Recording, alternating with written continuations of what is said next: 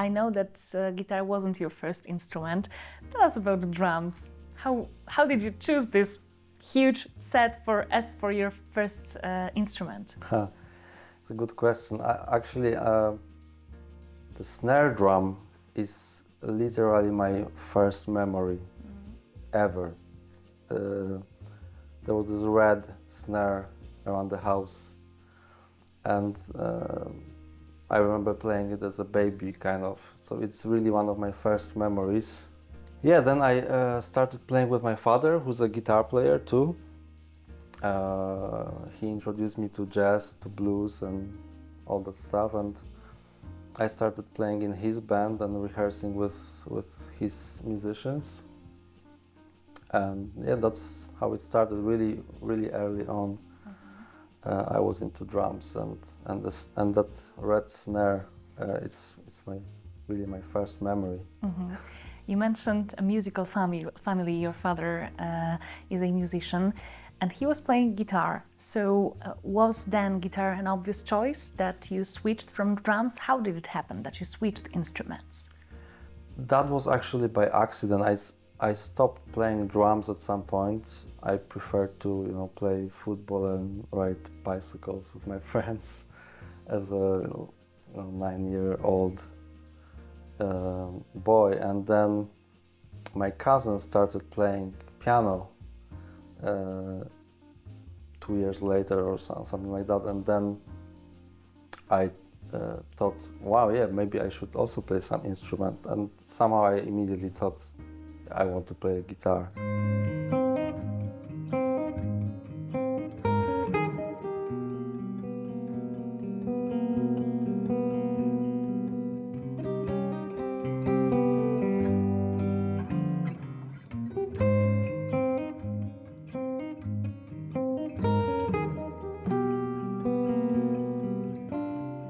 As a listeners, knowing your melodic and harmonic approach, we are really happy that you switched instruments. Although I think the drums at the beginning helped you a little bit with your development as a jazz musician in general, which is very rhythmic music. Yeah, I love that about music in general. The rhythm is such a big part of music. Mm-hmm. Not only music, actually, if you think about that, you can find rhythm everywhere.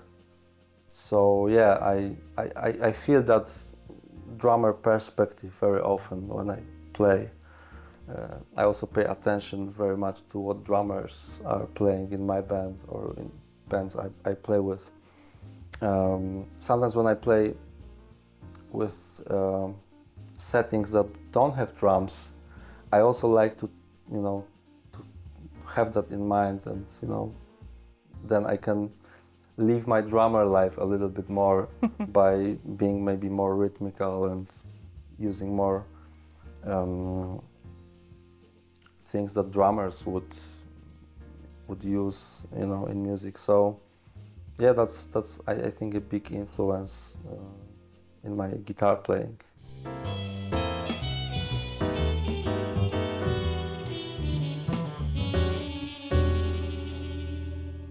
Let's dive into that because, well, it's not that common situation that jazz is known for such a young age, and yet that was your experience. What were the recordings? What were you inspired by? I remember I liked Michel Petrucciani, maybe because I remember I couldn't believe how this small, because he had he was born like that, yeah. So he was very small, and I couldn't believe how such a small person can play so amazing. So that was very impressive for me. I still remember seeing some VHS, with Michel Petrucciani. Another big inspiration for me at the time, I remember, was Joshua Redman's album called Freedom in the Groove. I still remember when I was playing on the chair with the headphones on to this album, and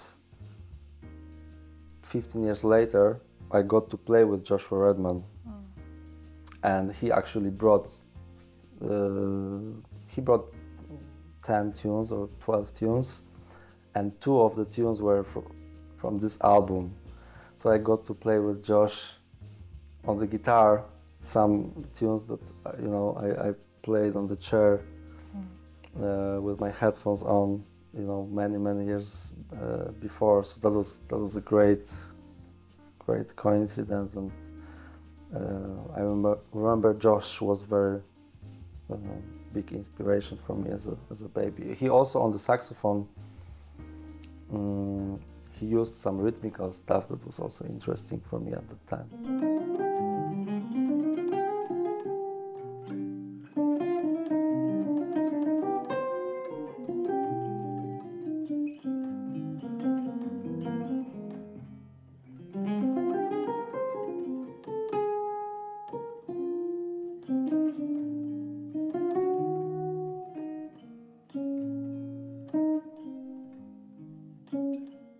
For 1 year we played with the same group of people with the biggest names, like Joshua Redman, Michel Petrucciani, and Dave Holland, and the list is very long.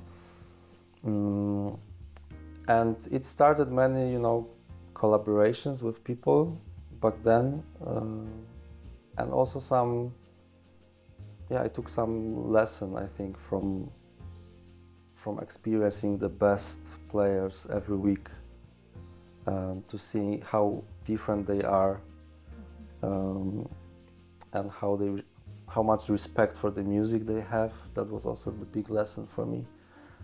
To see that the best players always put music first, That was a great experience, very intense experience to be there for 1 year, but great lesson.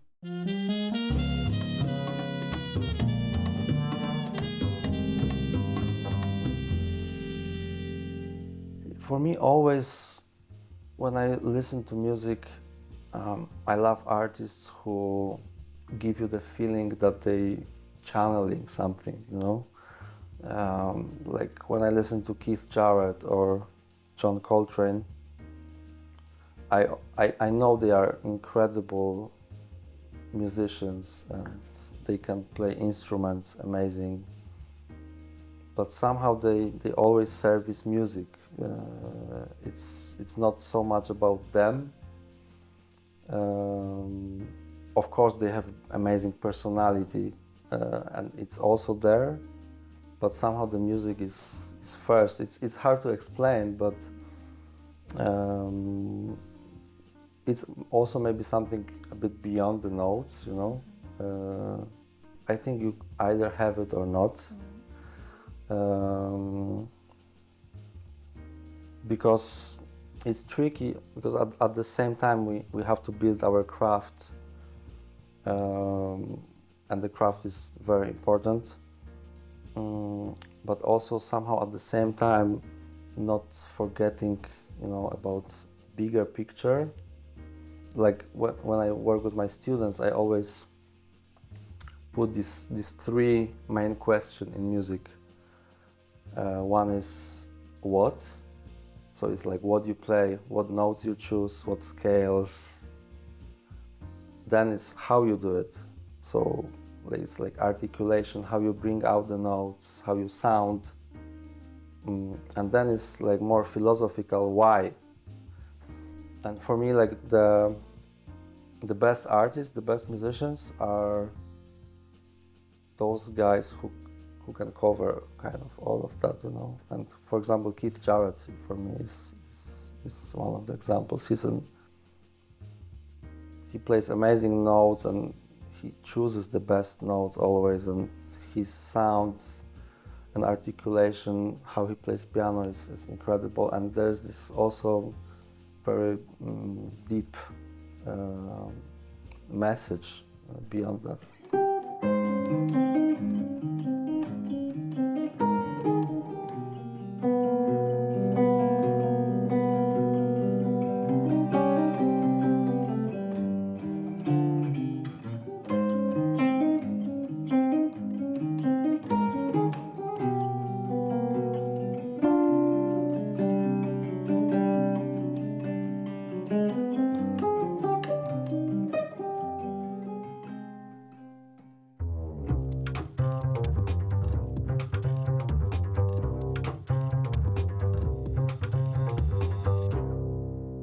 I studied composition also with Guillermo Klein. He's incredible composer from Argentina, living in New York.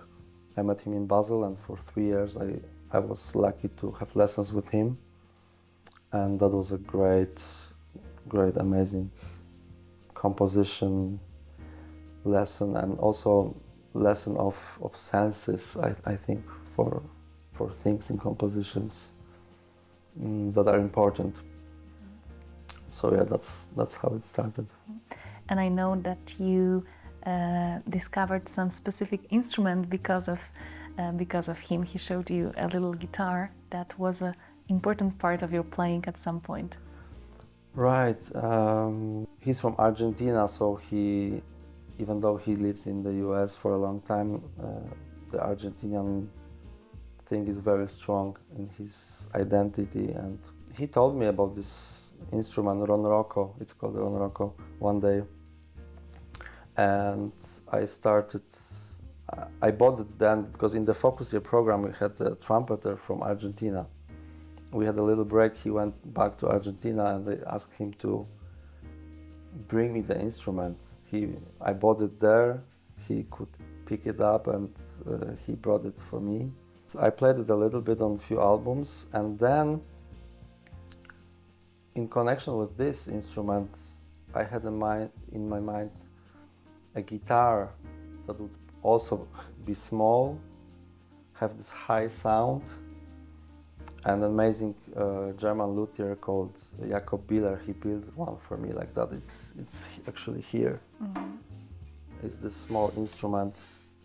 It sounds almost like a mandolin. Mm-hmm. And I think it was kind of the line from ronroco, and yeah, we could create this really unique instrument. There are no instrument like that almost.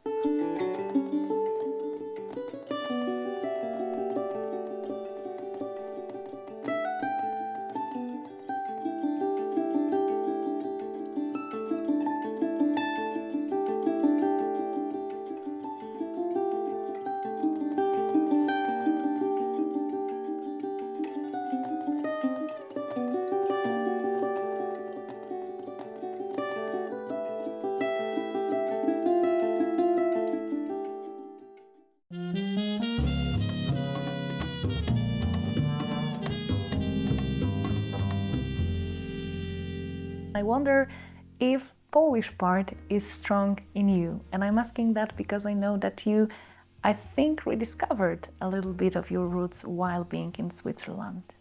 Yeah, that's exactly that. I had to leave Poland to kind of feel my roots better, also musically. So at the time I wrote a couple compositions that are very much connected with kind of folk, church music from Poland. Yeah, and it's still there. I'm just releasing a new album with my international quintet, and one of the songs is I just showed it to a friend, and I heard that reminds her of the songs that her grandmother was singing. So yeah, it's funny because I never dug so much into folk music, but it's somehow there. Mm-hmm. It's around.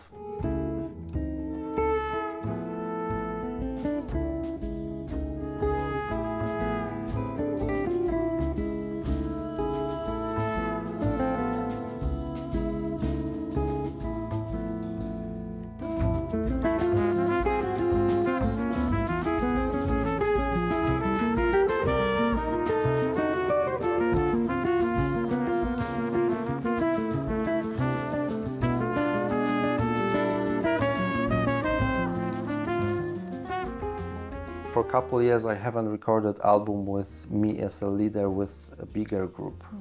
I recorded some smaller collaborations or solo album. I did solo guitar album. but for a couple of years I haven't done album with a larger ensemble.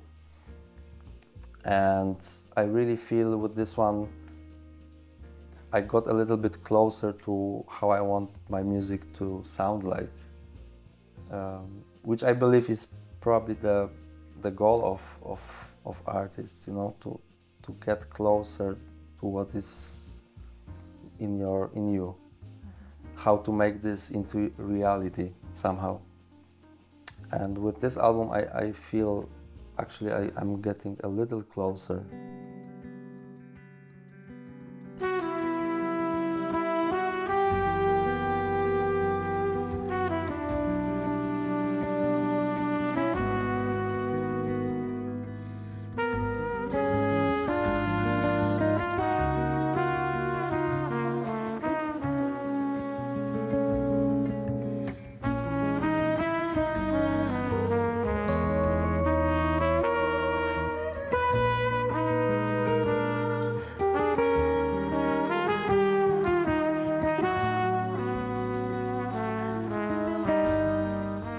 Album is called Agma. It's funny actually because Agma is a Slovakian mantra. Like we in the Middle East they have mantras and we had Agmas. So funny wise the title is also somehow connected with the roots what we just spoke about.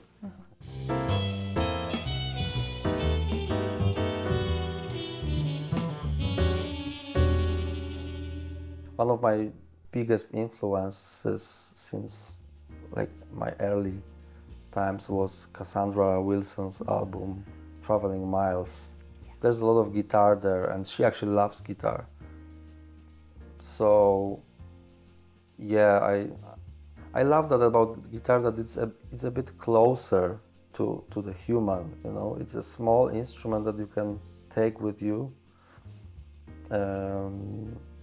Because the piano is incredible, but it's something. It's big. It's expensive, and the guitar was somehow always close. Also in the Latin American cultures, the guitar was there. A lot of amazing music was composed on the guitar too. So it's a great tool, and also to work with vocalists. It's amazing. I also love vocalists who can play themselves. Actually, that's probably the best comping you can make. Johnny Mitchell, for example, when I listen to Johnny playing guitar and singing, that's something that never two people could do, I think. Yeah, so this singer-songwriter thing is also very strong for me. Till this day, I listen to a lot of people who, you know, play guitars, make songs. I love that, and I was actually very lucky, and I am very lucky to cooperate with amazing singers.